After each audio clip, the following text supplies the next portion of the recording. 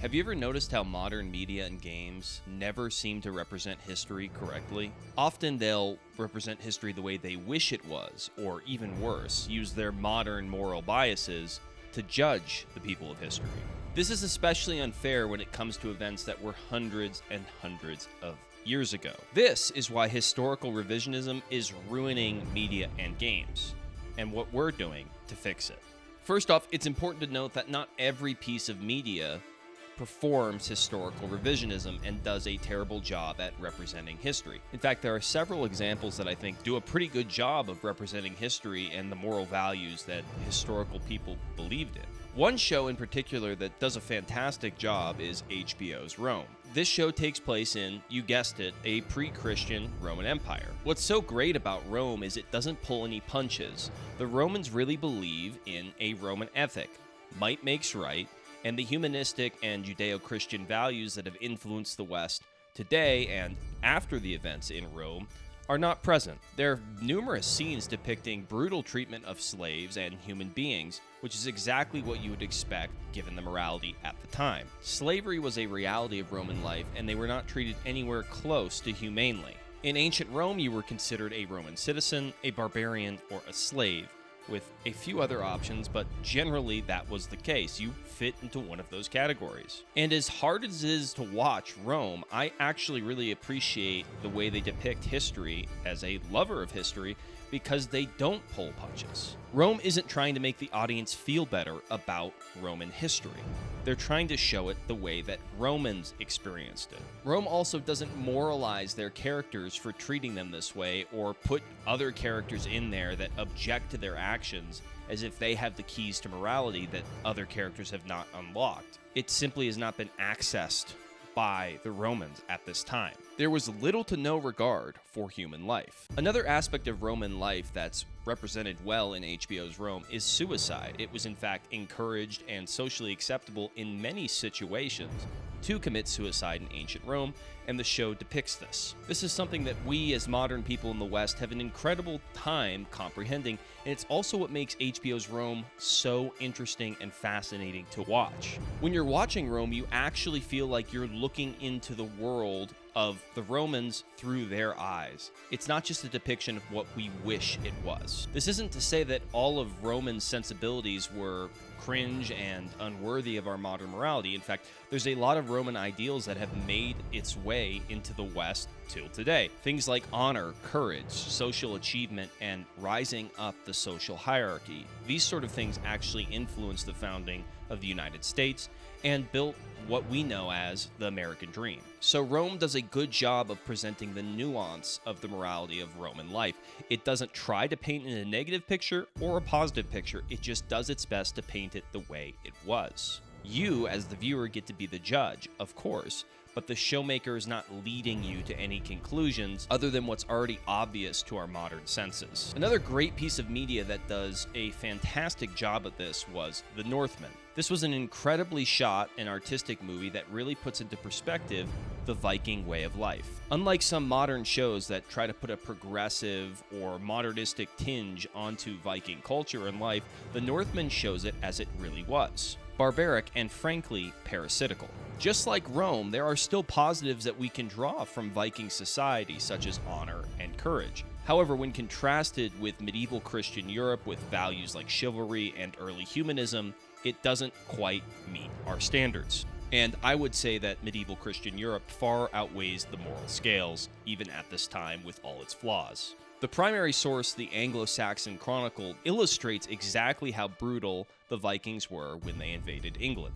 This year, there was a great commotion in England in consequence of an invasion by the Danes, who spread terror and devastation wherever they went, plundering and burning and desolating the country with such rapidity that they advanced in one march as far as the town of Alton. And they burned Tainton and also many other goodly towns we cannot name. They burned the village of Pinhu and of Clist, and many goodly towns we cannot name. Then they returned eastward again, till they came to the Isle of Wight, The next morning, they burned down the town of Waltham and many other small towns. Then they went through the land and did all as was their wont, destroyed and burnt. Then was collected a vast force of the people of Devon and the people of Somerset, and they came together at Penn. And as soon as they joined in battle, the people gave way, and there they made a great slaughter. And they rode over the land, and their last incursion was ever worse than the one before. And then they brought much booty with them to their ships. It's depictions from primary sources like these that really tell the tale of how parasitical and devastating Viking culture was on its neighbors. Of course, the English and other European countries also invaded and participated in warfare, but the specific moral teachings of the Vikings was actually that this was good and essential to Viking life. To survive in Viking culture meant to plunder, to take from those around you. And there was no balance with Christian values, emphasizing humanism and human life. The scene from the Northman where the Vikings go around pillaging a Christian village feels very much like these primary source descriptions. What's great about this is the main character isn't shown to be some good chivalrous guy trying to stop his fellow Vikings. He's participating in the atrocities. The Northman isn't trying to paint a picture of its main character that will appeal to a contemporary audience. It just simply shows him believing and following Viking morality and standards. And obviously these are vastly different from Christian standards. Many TV shows and other pieces of media try to draw false equivalencies between the atrocities committed by the Christian societies and the Viking societies that were interacting with each other. Or they even try to say that the Viking cultures were superior and the English and Christian cultures were wrong-headed. This is just historical revisionism. Of course, both societies had flaws, but if you're trying to make a comparison for which appeals more to our modern morality, the facts are simple. The Christian societies are much closer. Viking society was brutal, as was many ancient societies. But to paint them in a positive light just to make the Christian societies look bad or worse is disingenuous. Romanticizing Vikings or labeling them as misunderstood is one of the biggest mistakes these modern media interpretations make. This primary source from the letters of Al-Sayun illustrates some of the comparisons between a Viking society and the monastic Christian English society, and just the devastating effect that these Vikings had on these religious societies. Lo, a pagan people lay waste to our shores, pillaging and plundering at will. The princes and people are rent with dissensions, while learning perishes in our midst. Alas, the church of St. Cuthbert, so honored by all the people of Britain, hath been given over wholly to the pagans for plunder. Despoiled of its ornaments, bereft of its glory, it has been splattered with the blood of priests. Verily, if holy St. Cuthbert cannot defend his own in a place where religion was first implanted in our race, verily there remaineth naught for us to do save to cry out, Spare, O Lord, spare thy people, and give not thine inheritance unto the heathen, lest they say, Where is the Christian's God? Now, let's find some specific examples of pieces of media that do not do such a good job of portraying historical characters and their morality. The first example is one of my least favorite historical movies, and it's extremely overrated, even rated as one of Ridley Scott's best movies, which is laughable to say the least. The movie, of course, is The Last Duel. The Last Duel is a great example about how modern politics and beliefs can shape and warp our understanding of history, and the bias in this movie is clear as day. What's so sad is this film has so many brilliant elements from Ridley Scott that make me want to like it if I didn't know any better. It's well shot, the costumes are good, and the acting is superb. However, in its last act, Ridley Scott reveals his hand and his bias. He decides to display the truth of medieval society as a rampant, sexualized, religiousess, and honorless land. Medieval France is displayed as a wholly sexist and ignoble society. It only exists to take advantage of women, dismissing their claims while men are out pursuing vanity projects. Not a shred of Christian virtue makes its way into this movie, in a setting that's supposed to be hyper-religious and Christian-focused. On top of this, they spent the final act destroying the only good man in this movie, Matt Damon's character, further twisting the knife and making my point. The primary source, the Rule of St. Benedict, illustrates how medieval and monastic life ought to have been. On the other hand, he that hasteneth on to the perfection of the religious life hath at the hand of teachings of the holy fathers, the observance of which leadeth a man to the height of perfection. For what page or what utterance of the divinely inspired books of the Old New Testament is not a most exact rule of human life? It's hard to understand these texts and these primary sources and draw an equivalency with this French society that's depicted in The Last Duel. Were the people simply unaware of Christian teachings? Were they completely ignoring them? It's unclear what Ridley Scott is trying to do here other than completely subvert our understanding of medieval culture. There isn't a single character in this movie besides the main female protagonist that has anything redeeming about them. Even other women in the movie betray the female protagonist and are complicit in this wrongful society. This is an example of a piece of media that nails the setting but butchers the spirit of the setting and the spirit of history. This isn't to minimize the fact that women did not have the same social standing or freedoms as men in this period. A movie can make that point brilliantly and succinctly without butchering the rest of medieval French culture and bastardizing men in the process. In fact, the best argument to make would to steelman the society and still make good critiques of its flaws and shortcomings. Many women, and men for that matter, were given terrible lots through history, and this is well known by all. Almost no one had the rights that we have today. However, The Last Duel uses a contemporary feminist perspective to paint medieval France in the worst possible light, and to me, that is just unforgivable. Lastly, we turn to my personal expertise as a developer, video games. And some of you may cringe at the game I'm about to bring up because it has been well received and loved by many. Kingdom Come Deliverance 2. Now, before I get into this, I have the greatest respect for the developers of Kingdom Come Deliverance 2. They started their project Kingdom Come Deliverance on Kickstarter, just like we're trying to do with our up-and-coming project Lionhearts. On top of that, they've done a great job portraying a medieval society and setting just brilliantly. They're attempting, like us, to bring a unique and authentic medieval world to light. Although the heavy reliance on dialogue and slow pacing at times isn't always my cup of tea, I still appreciate this game. And it's incredibly obvious that they did a ton of historical research to execute on this game. Actually, that's what makes my critique all the more upsetting. There's actually great analysis by a Catholic priest on this subject who highlights how Kingdom Come Deliverance 2 displays a heartless Christendom. Yes, the game is fun, and it even incorporates many Christian aspects like prayer. So where is this critique coming from? Well, in my first 45 minutes of gameplay, I noted that they used the word monk as an insult 3 times. This is incredibly strange to hear given the exact time period Kingdom Come Deliverance takes place in, and it takes place in the Holy Roman Empire. Monks were not disdained, but actually revered as important parts of society who filled very important roles, not just for the church, but for the community as a whole. None of this isn't to say that some people may not have liked them, or there aren't isolated incidents where people had actual disdain for monks or the church. Of course, that's always going to happen, and you're always going to be able to find exceptions to these rules. It's when small elements like this are exaggerated and repeated to an absurd degree that I have a real problem. They're blown out of proportion to give a modern audience the wrong idea of medieval lines of thinking and morality. Let's take a look at another passage from the Rule of Saint Benedict. The 12th degree of humility is when a monk is not only humble of heart, but always letteth appear also in his whole exterior to all that see him, namely, at the work of God in the garden, on a journey, in the field, or wherever he may be, sitting, walking, or standing. Let him always have his head bowed down, his eyes fixed on the ground, ever holding himself guilty of his sins, thinking that he is already standing before the dread judgment seat of God, and always saying to himself in his heart what the publican in the gospel said, with his eyes fixed on the ground.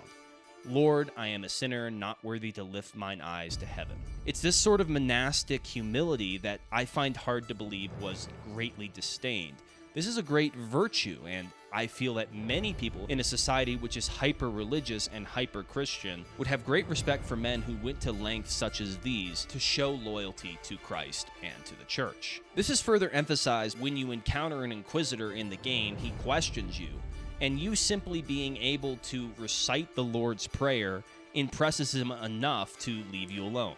Remember, a Lord's Prayer which would be recited every Sunday, incessantly at Mass. It's the most basic Christian prayer that everybody in society would easily know, whether or not they were a monk or exceedingly religious. On top of this, Kingdom Come Deliverance 2 is hyper-sexualized by medieval standards. Women are often shown wearing short sleeves, which they likely never would have been at the time, and not just for purity reasons, but for functionality. In fact, wearing multiple layers was essential for peasants who were working outside all day to protect themselves from the sun and the dirt. Often the women are showing way more skin than would be socially tolerable, and instead of drawing criticisms from people playing the game, it's actually drawn more people to the game. Sex does sell, after all. In Kingdom Come Deliverance 2, women often seem to be displayed as sexual objects. Never mind the actual sexual gameplay you can participate in, which has stirred up its own controversy, which I'll leave for another time.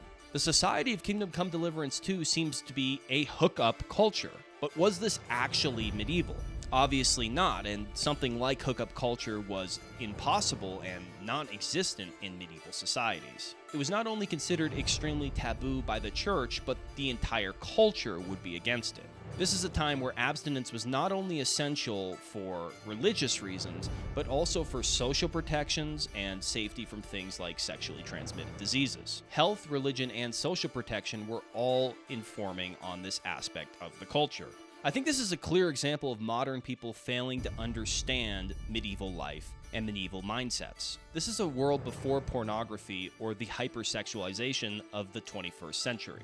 Many of us imagine chastity as impossible and cruel, but this is just a projection that modern people make on medieval times. And perhaps this is because many of us haven't tried it or considered it to be a viable alternative to promiscuous sex. And please, the point of this video is not to moralize viewers, but to bring them into the mindset of actual medieval people.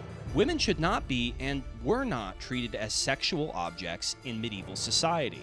In fact, I believe medieval Christian societies were built to protect women, to cherish them as mothers, homemakers, and human beings with intrinsic value. Life was not simply about having sex with as many women as possible. No, these societies were not perfect, and I've noted on that many times in this video. And we can't and shouldn't just paint over the ugly parts of these societies either. However, a balanced take does not require revisionism. It requires nuance, something a lot of contemporary media is desperately lacking. I don't want to make a mountain out of a molehill, but it really bothers me that medieval virtue always seems to be displayed in the same ugly light. It's cruel or implausible to think a human being could ever execute on these ideals to any degree, right? The problem is not any individual or isolated changes that media makes when displaying these historical issues. It's the amount. The changes are often subversive and not on the nose. It's the quantity of them and the context that paint an overall distorted view of historical morality. These modern thoughts about medieval ideals and values come from a place of projection and ignorance. It's impossible for someone to be truly chaste, therefore medieval people were rampantly sexually active. That may be the mindset that modern people have about history, because of how our societies exist today. It's so difficult to explain how Christian and religious medieval Europe was compared to our modern day society. They weren't just saying praise be to Christ as a greeting everywhere they went, and then completely spiritually and religiously dead in their actions. Medieval people, of course, were human beings just like us. They made mistakes and, yes, participated in many of these actions in isolation. The scale they are displayed at in Kingdom Come Deliverance 2, as well as the idea that it would be socially acceptable, is what bothers me the most in this game. Finally, returning once again to the primary source, the rule of Saint Benedict. Having therefore ascended all these degrees of humility, the monk will presently arrive at that love of God, which being perfect, casteth out fear. In virtue of this love, all things which at first he observed not without fear, he will now begin to keep without any effort, and as it were, naturally, by force of habit, no longer from the fear of hell, but from the love of Christ, from the very habit of good and the pleasure in virtue. May the Lord be pleased to manifest all this by his Holy Spirit in his laborer now cleansed from vice and sin. That was the medieval mindset. We can discuss openly the problems with medieval Christian societies, but we can do so without projecting our modern moral sensibilities onto medieval people. We need to try to understand medieval people how they were, not as how we would have liked them to be. These exact issues I have with historically portrayed media is the same reason that I'm working diligently to fix them. by bringing everyone a medieval game that truly honors and respects the values and virtues of medieval life with Lionhearts. Lionhearts is a medieval world where you get to participate in feudal life during the setting of the Crusades. Military, trade, and religion all have their roles and importance in bringing a kingdom to great success or its downfall. Players control and interact with the society at every level with no scripted events. The world is set with medieval virtue and ideals in mind, without modern ideology, baggage, or bias being brought into the fold. If you want to support this amazing project, please make a Kickstarter account and follow our page here before we go live. When you do, you can decide which tier you want to support and gain all sorts of awesome pre-release perks for when the game is launched.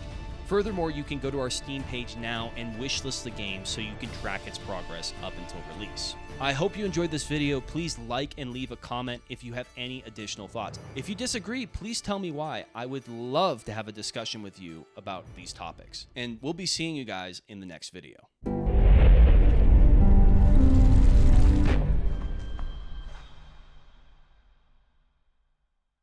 Okay, that should be good. Hopefully I was pressing the record button. I was. Sweet.